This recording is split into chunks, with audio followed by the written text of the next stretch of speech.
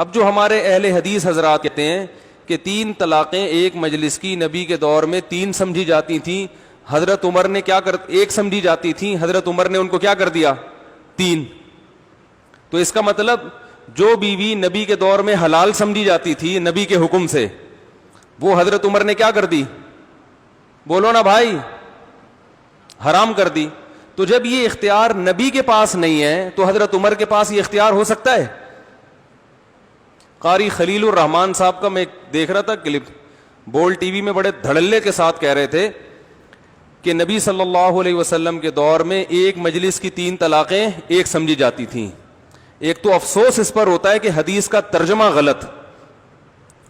میرا دل چاہ رہا تھا کاش میں بیٹھا ہوا ہوتا اسی وقت روک لیتا کہ قاری صاحب اللہ کا نام لو, خدا سے ڈرو. طلاق کے مسائل کا مطلب یہ ہے کہ حلال کو حرام کر دینا, حلال کو حرام اور حرام کو حلال اس جرت سے کیا جا رہا ہے. لاکھوں لوگوں کے سامنے حدیث کا ترجمہ 100% غلط کیا جا رہا ہے, اور لوگ بیٹھے ہوئے ہیں, لوگوں کو تھوڑی قرآن و حدیث کا پتہ ہے, اور اپنی تحقیق کو کیا کہا جا رہا ہے, قرآن و حدیث. تم ابو حنیفہ کے اندھے مقلد ہو, ہم کس کو فالو کرتے ہیں, قرآن و حدیث کو. یہ قرآن و حدیث ہے آپ کے پاس کہ آپ حدیث کا ترجمہ غلط کر رہے ہو.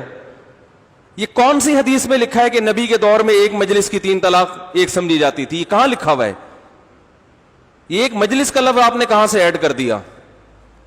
حدیث میں یہ ہے کہ نبی کے دور میں 3 طلاقیں ایک سمجھی جاتی تھیں, اس میں کوئی ایک مجلس یا الگ الگ مجلس کی قید نہیں ہے. اور اس کا مطلب ابو داؤد کی دوسری حدیث میں اسی حدیث کے راوی عبداللہ بن عباس بیان کرتے ہیں کہ زمانے جاہلیت میں ایک مجلس ہو, ایک سے زیادہ مجلس ہو, علل اطلاق 3 طلاقیں ایک. کیا مطلب؟ جتنی بھی مرد طلاقیں دیتا تھا اس کو رجوع کا حق حاصل ہوتا تھا. اس حکم کو اسلام نے منسوخ کیا, اور وہ منسوخ کی دلیل قرآن کی آیت ہے الطلاق مرتان فامساکم بمعروف او تسریح باحسان.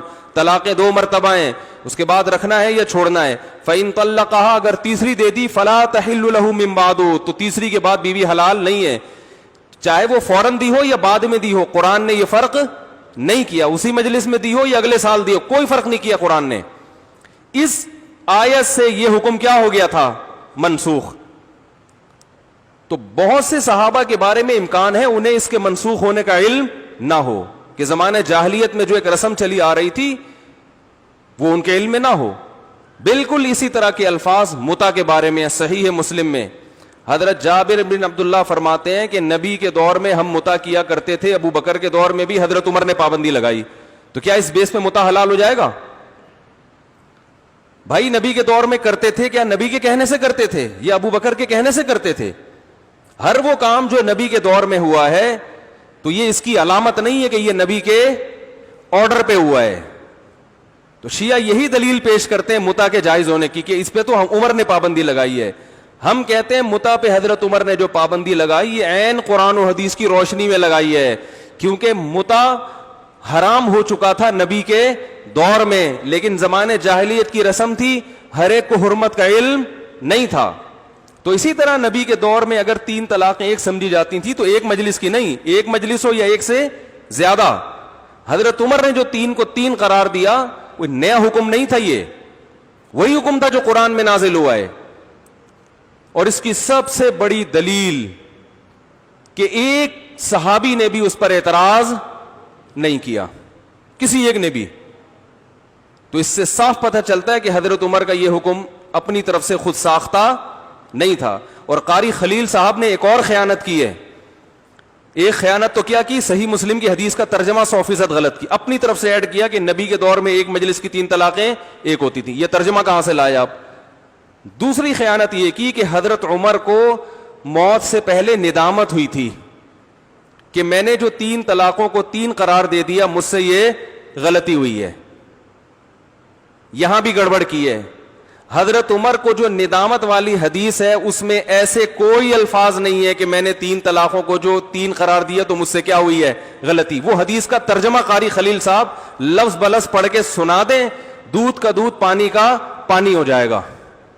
اس لیے ہم کہتے ہیں بھائی جان قرآن و حدیث کے نام پہ آپ نے اندھی تقلید تو کرنی ہی ہے. ابو حنیفہ کی نہیں کرو گے تو یا تو کسی انجینئر کی کرو گے یا کسی پروفیسر کی کرو گے یا قاری خلیل صاحب کی کرو گے.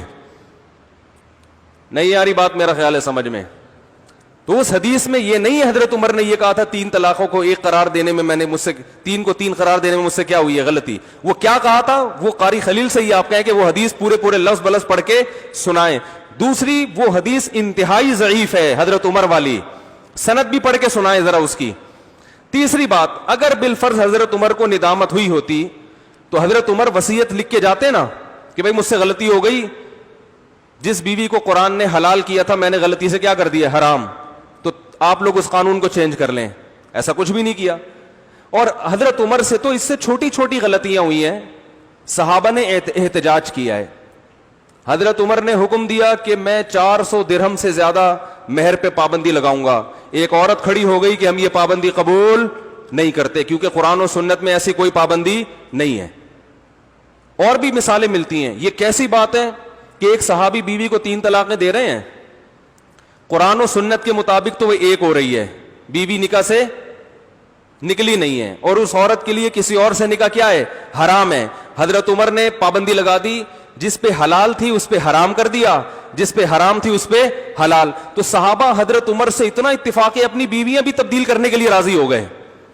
اور سارے ایک سے بھی کوئی ایک ضعیف سند دکھا دو کسی ایک صحابی نے حضرت عمر کے اس فیصلے پر اعتراض کیا ہو.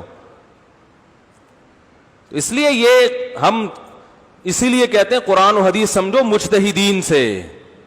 ہر آدمی کو یہ اتھارٹی حاصل نہیں ہے کہ کچھ بھی اٹھا کے قرآن و حدیث کے نام پہ عوام میں پھیلانا شروع کر دے. تو اپنی طرف سے جو تحقیقات آ رہی ہیں نا, کہتے ہیں بڑے فخر کرتے ہمارا کوئی فقہ نہیں ہے. تو ابو حنیفہ کو کبھی کوئی فقہ نہیں تھا, امام شافعی کا بھی کوئی فقہ نہیں تھا, آزاد تحقیقات کی ہیں انہوں نے. اب جب انہوں نے آزاد تحقیقات کر لی تو آپ انہی میں سے کسی ایک کو فالو کرو. ہر آدمی اخپل طریقے سے تحقیق کرے گا آزاد فقہ تو اس امت میں 1 ارب 22 کروڑ فقہ وجود میں آ جائیں گے, امت متحد نہیں ہوگی. ہر آدمی آزاد, میرا کوئی مسلک نہیں ہے, تو پھر مسلک یہ نہیں کہ سارے مسلک سمٹ جائیں گے, سینکڑوں لاکھوں مسلک پیدا ہو جائیں گے جو کہ ہو رہے ہیں. تو اس لیے فرقہ پرستی ختم کرنے کے نام پہ فرقہ پرستی طبیعت کے ساتھ پھیلائی جا رہی ہے. تو ایک اہل حدیث سے اس بارے میں میری بات ہوئی یہی طلاق کے مسئلے میں. میں نے کہا قرآن میں کہاں لکھا ہے ایک مجلس کی 3 طلاقیں ہوتی ہیں, 1 ہوتی ہیں. انہوں نے کہا قرآن کو نبی نے زیادہ سمجھا یا آپ نے؟ میں نے کہا اچھا نبی کی حدیث کو صحابہ نے زیادہ سمجھا یا آپ نے؟ کسی ایک صحابی کا ایک فتویٰ دکھا دو کہ 3 طلاقوں کو 1 کہا ہو کسی ایک صحابی نے. تو یہ سب ہوائی باتیں ہیں. تو قرآن و حدیث کی اسی تشریح کو ماننا ہے جو کس کی ہے, جو صحابہ تابعین ائمہ اربعہ کی تشریحات ہیں. اور ہر آدمی جو اخپل طریقے سے اٹھ کے حدیثوں کے نمبر یاد کر کے, آپ کو تو یہ بھی نہیں پتا ہوتا کہ یہ ترجمہ بھی صحیح کر رہا ہے کہ نہیں کر رہا. اور ٹی وی میں ہر طرح کے لوگ بیٹھے ہوتے ہیں, وہ کھلے عام لوگوں کو حدیث بتا رہے ہیں کہ ایک مجلس کی 3 1 ہوتی ہیں. حدیث میں آتا کوئی اٹھ کے بولنے والا نہیں ہے کہ کون سی حدیث ہے جہاں لکھا ہوا ایک مجلس کی 3 1 ہوتی ہیں. اچھا ایک اور دلیل یہ لوگ یہ بھی دیتے ہیں, اسی آیت سے پتہ چلتا ہے, موضوع آ گیا نا آیتیں. یہ لوگ یہ کہتے ہیں 3 طلاقیں اکٹھی دینا حرام ہے. تو حرام جو کام ہے وہ نافذ نہیں ہوتا. جیسے کہ زہار کو قرآن کہہ رہا ہے کہ زہار کرنا ایک بری چیز ہے, تو اسی وجہ سے زہار سے طلاق نہیں ہوئی. یہاں بھی خلط ملط کیا جاتا ہے. زہار سے طلاق واقع نہیں ہوئی لیکن اس کا ایک شرعی حکم مرتب ہوا کہ بیوی حرام ہو گئی. جب تک کفارہ ادا نہیں کرو گے بیوی کیا رہے گی, حرام. پتہ چلا ایک چیز ناجائز ہوتی ہے, ناجائز ہونے کے باوجود اس کا شرعی حکم اس پر مرتب ہوتا ہے, وہ کلعدم نہیں ہوتی. تو 3 طلاقیں اکٹھی دینا بھی ناجائز ہے لیکن اس کا جو شرعی حکم ہے وہ اس پر مرتب ہوگا.